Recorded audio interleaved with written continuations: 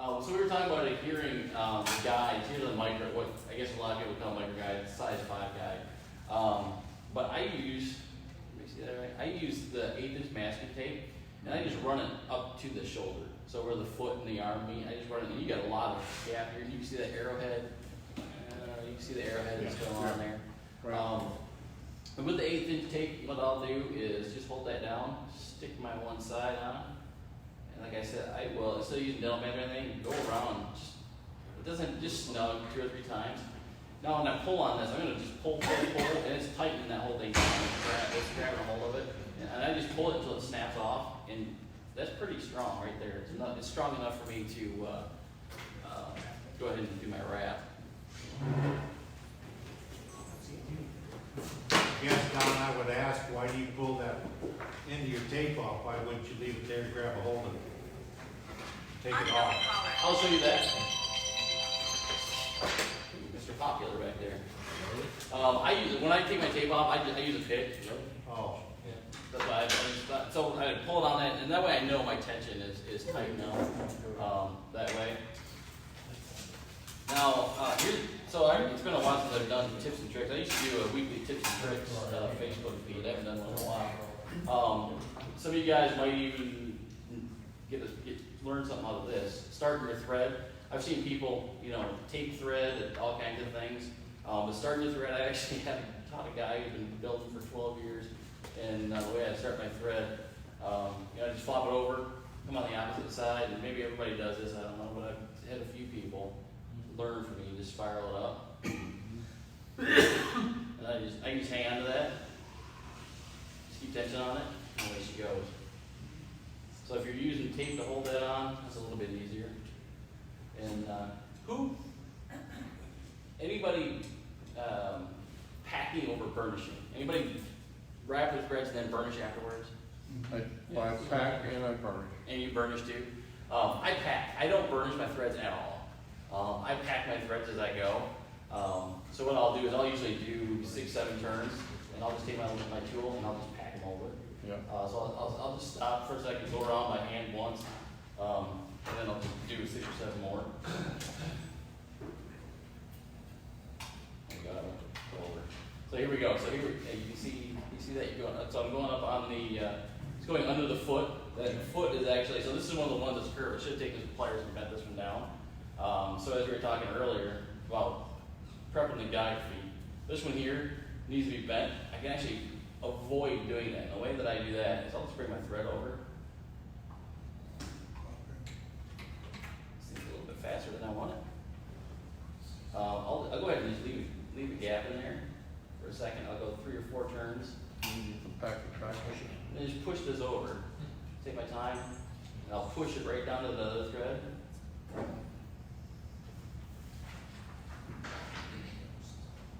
And 9 times, or probably 99 times out of 100, if you do that, you don't have to sand that foot. You don't have to grind that foot down at all. But if you want to take the time to grind them, you don't have to do this part. I just don't bother with it. You can get it packed nice and tight. Like I said, I pack as I go. When I'm done, I don't have to burnish. So I wrap completely under power now. I had a power wrapper for 10 years before I turned power on. I was just using it by hand because it was so much smoother than the power wrapper, so it took me a while to get used to that. Yeah. Now once I'm over that arrowhead shape that we were talking about, now I'll just take my pick and just get rid of the tape.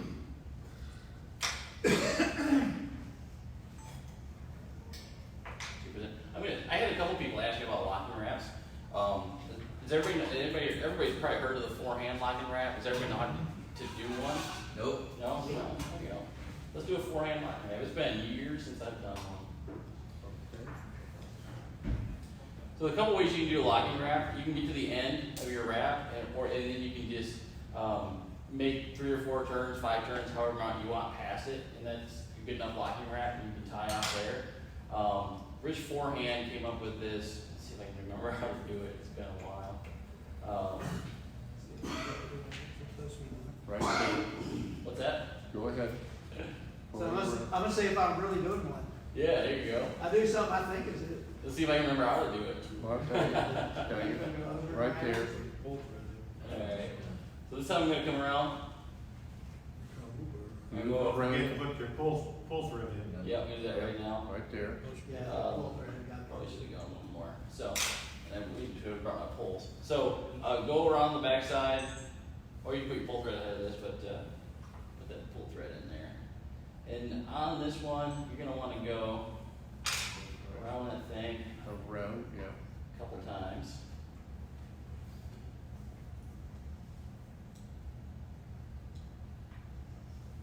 All right. So now, big thing with this is you want to go past it. I'm done doing this right, am I? You are? All right. And around. Exactly. No, the other direction. Nope. Yeah, you're right. The other direction. Yeah. Front Nope. first. Front side first. Okay, this it's a figure eight. So front side first. So you come with this one, you come around the front, you wrap it around the back, you're making a figure eight. No. Yeah, Yeah. that's the way, yeah. Yep. So around the front, around. So you're going along, run it leg. You want to do that 3 times. Yes, but like I said, it's been a while with that one. And then let me take my thread back up here. So now you've gone completely around that thing.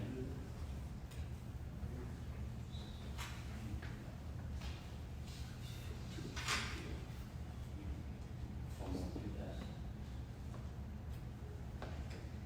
So then I'm just going to finish off with 1 or 2 more behind that. So not only have you put thread behind it to keep it from sliding, but you've also put thread around the leg to keep it from moving, period. It's not going anywhere.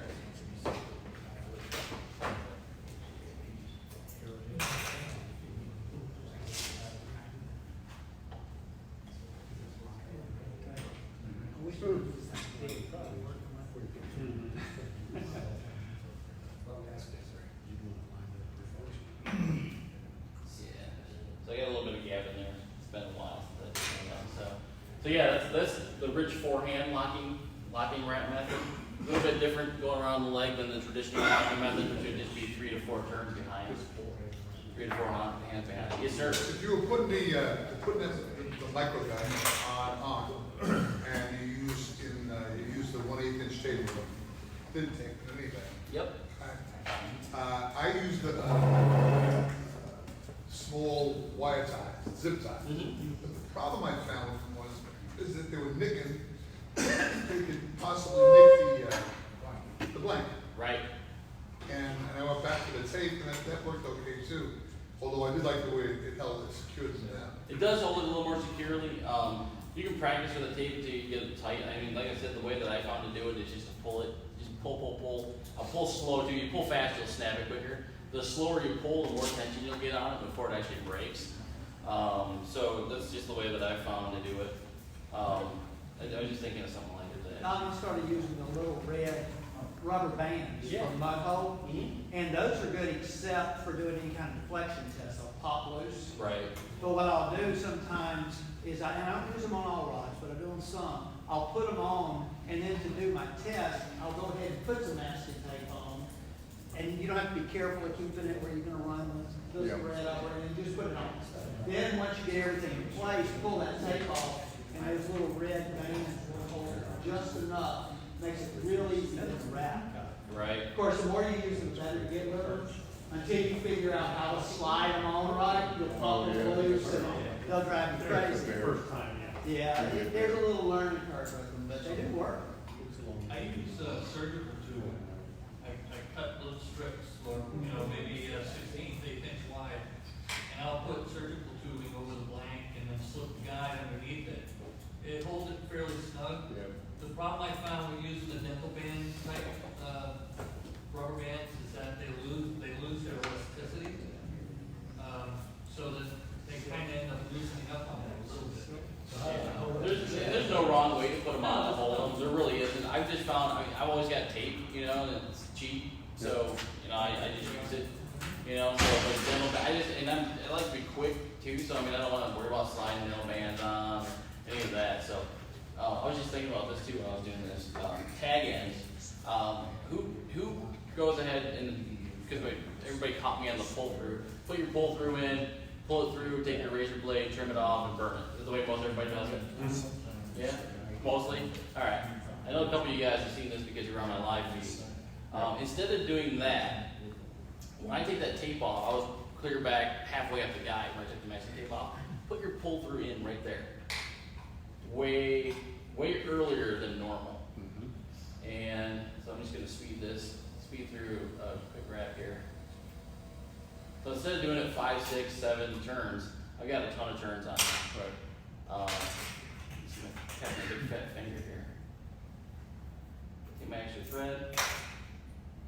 Now what I'm gonna do on this is, I'm gonna pull some tension on, I'm gonna pull this pretty tight, my tag end, and pull that up to it, and just barely inside. Take your scissors, snip that off. No tag. Beautiful. Absolutely zero tag. You don't have to worry about burning it, getting your razor blade too close to it. None of it. So as long as you leave enough wrap, if you start clear halfway back on there, and you do that, just pull that thing tight, whack it off, slide it through. You never have a tag in. No, no, you just put it right in there, you just put it in there, so you're actually just pulling it tight, and you're pulling your thread through. You just have a lot more wraps on it, and that way, so it's hidden underneath there already. Do one more for us, Don.